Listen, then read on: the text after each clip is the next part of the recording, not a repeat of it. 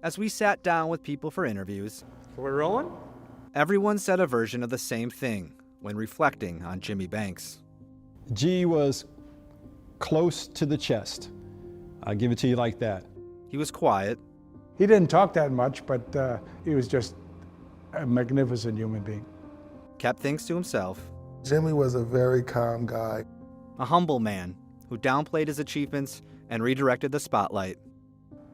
I didn't end up finding out that he went to the World Cup from him. I found out from a family friend. And while soccer took him around the world, he came home to grow the sport in the city he loved.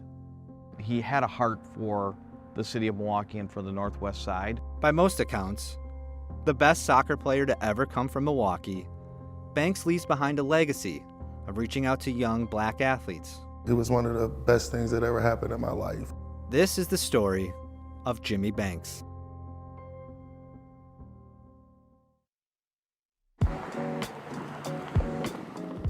This is where it all started for Jimmy Banks, the Salvation Army on Milwaukee's north side, where he was first introduced to soccer at age 6. This is a very surreal feeling. For Jordan Banks, the youngest of Jimmy's 3 sons, this gym feels like hallowed ground. Being in a place where it all started from my dad. Banks grew up during the 70s in the nearby Westlawn Housing Project with his 4 siblings, one of whom provided a lasting nickname, Gigi, or G. Especially in these communities, a lot of black kids are expected to be football players or basketball players, but for some reason, he grew up really loving soccer. As a teenager, Banks played for the Milwaukee Bavarians Club before his talents flourished at Custer High School and was named Wisconsin's first All-American soccer player. After graduating high school in 1982, Banks would eventually end up at the University of Wisconsin-Milwaukee to play for head coach Bob Gansler. Gansler is another soccer legend.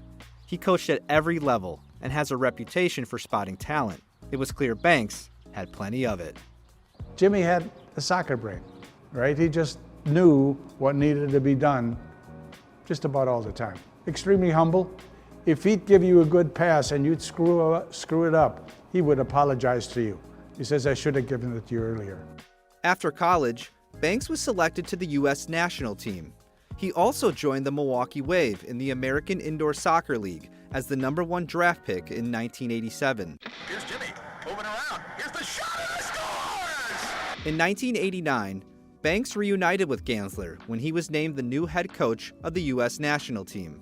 Together, they qualified for the 1990 FIFA World Cup in Italy. It had been 40 years since the Americans last played in the tournament. That's as high as you go. And so we felt proud of that. It was a good young bunch. I on purpose went young and saying, I'm not picking a team for 1990, I'm picking a team for the 90s. Banks became one of the first African-American players born in the U.S. to represent the country in a World Cup. The other was his good friend and teammate, Desmond Armstrong.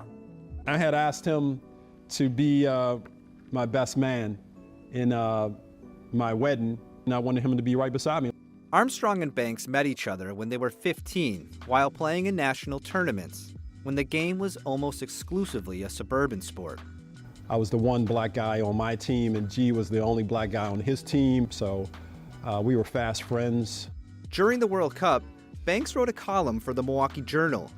He confessed to being homesick and for discovering a newfound passion to bring soccer to black neighborhoods back home.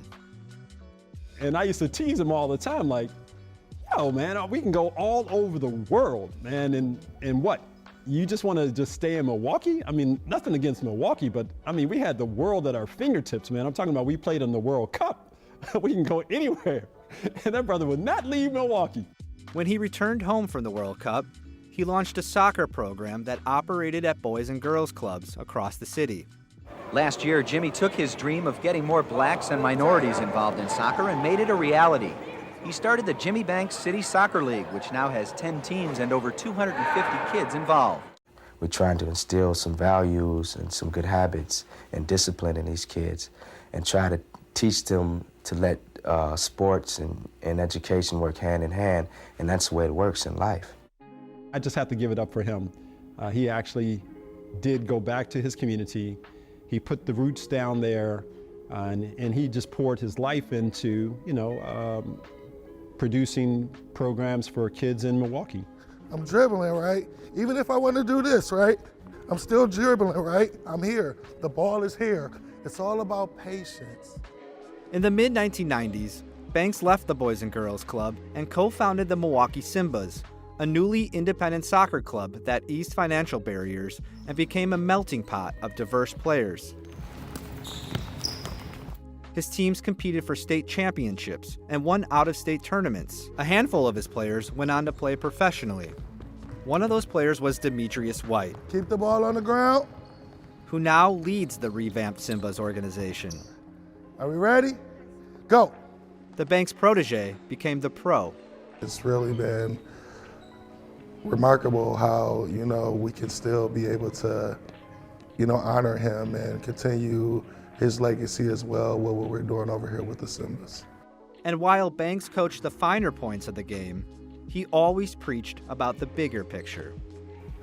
Jimmy Coates was always first, it was us becoming young responsible man, and then second was soccer. He preached to us, it's not about what you do in soccer, it's about what you do afterwards. If you don't have a ball, you should be moving. There we go. In 2009, Banks left the Simbas to become the head coach of the Division III men's soccer program at the Milwaukee School of Engineering, where he spent 20 years leading the program and winning several Conference Coach of the Year awards. Rob Harrington, MSOE's current head coach, was alongside him as an assistant for most of those years. The draw of playing for Jimmy Banks was a big deal to some kids. And I think that's his biggest legacy that I got from him was like, make sure that every kid is cared for and every kid is treated like they matter. On April 26, 2019, at the age of 54, Jimmy Banks died of pancreatic cancer, a diagnosis he hid until the very end from many friends and even some family members. All right, hold on. Yeah, it's hard to read. Harrington was with Banks at the hospital during his last moments and shared this message on social media after Banks passed away. Many people didn't know Jimmy was sick, battling stage 4 cancer for 4 months. Most didn't know it was his second or third battle with the disease. That was Jimmy's way.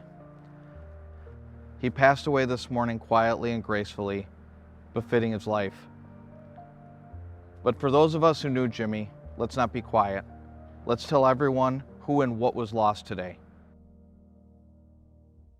Immensely sad. Receiving that news.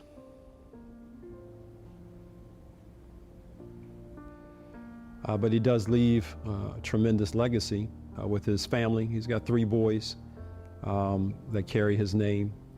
Those 3 boys, Demetrius, JC, and Jordan, and other family members including his nephew Christopher, continued the legacy through the Jimmy Banks Academy. We actually started this nonprofit where we want to be able to instill a lot of those values in a community so that we can continue the cycle of bring these kids up, introducing soccer to them, being able to develop them into, of course, better people.